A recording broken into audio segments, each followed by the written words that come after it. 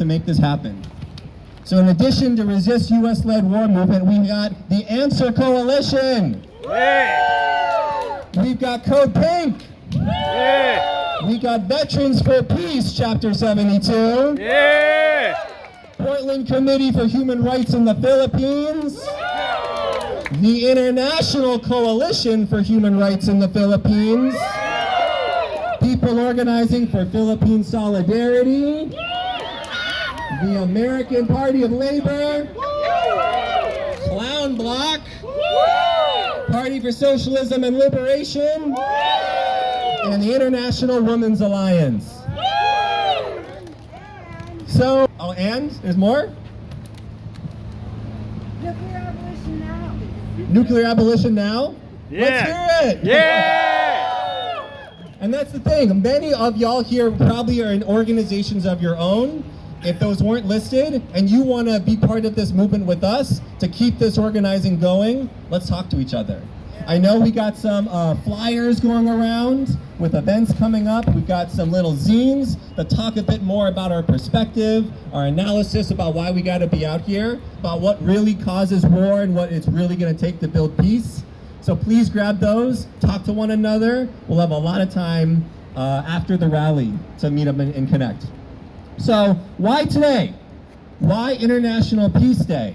So for those of y'all who don't know, International Peace Day is actually a United Nations holiday. It's called for by the United Nations to say, take a day, take a pause. If you're fighting a war, have a day-long ceasefire. I guess that happens maybe. And think about what it's going to take to actually end armed conflict. And the thing is, these International Peace Days led by the UN have come again and again and again.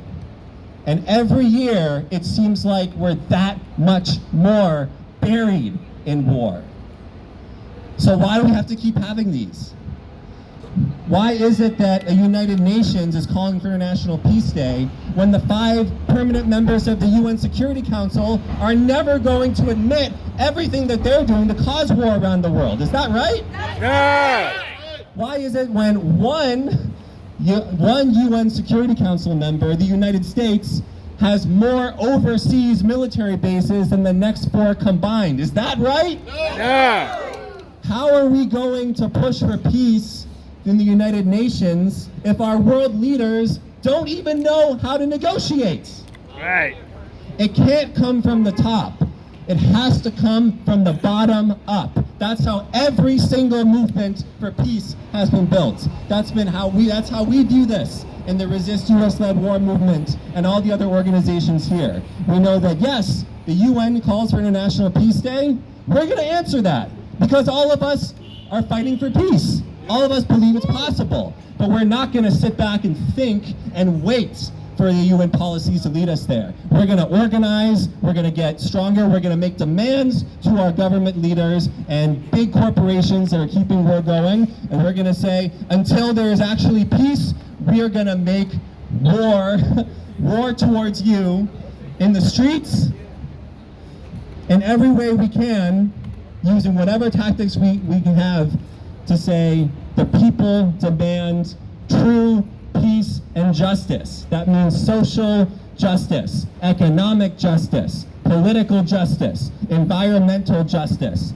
Our kind of war is a war where we're linking together, we're hearing what we have in common, and we're taking to the streets, and we're not stopping until all of the conditions that lead people to fight are done. So that's what we're going to do today. We're going to hear from some really great speakers. We're going to hear from some performers. We're going to celebrate this day because there's a lot of great organizing being done to celebrate. But we're not going to celebrate victory because we don't have a victory yet. We're going to celebrate the fight towards peace. This is a celebration to get us fired up, to keep on going. Are you going to get fired up with us? Yeah. All right. Then I'm going to pass it to our first speaker. Some of our fiercest fighters for peace are people who have been in the thick of war themselves, whether it was their choice or not. So I'm really honored to bring up our first speaker from Veterans for Peace, Chapter 72. Give it up for Mike. Mike Hasty. Well, thank you very much. Thanks to all of you for being here. My name is Mike Hasty. I was an Army medic in Vietnam. Take a look at my shirt. I have a shirt on that says, when politicians and the rich start sending their kids to war, I'll start believing in noble causes, okay? Remember that. And when you look at the word war, W-A-R, think of three words: wealthy are richer. Yep. Wealthy are richer. That's what war stands for. That's right. Okay. And I'm going to start out with I'm going to give you some of the side effects of war. Okay. Just some of the things I've seen. Okay. You know, when you see death, when you see people take their last breath, when you take wounded off of helicopters or dead people off helicopters, or when you see American soldiers in Vietnam commit suicide, when you see all those kinds of things, it changes your life, okay? All of a sudden, your experience becomes visceral. So it's a visceral knowledge. It's not an academic knowledge. It's a visceral knowledge, okay? So I'm going to bring up one man that maybe some of you have heard. His name is General Smedley Butler. He wrote a book a number of, I don't know how many years ago. He was a general in the U.S. Marine Corps, and he was the recipient of 2 Congressional Medals of Honor. And he served, or I shouldn't say served, but he represented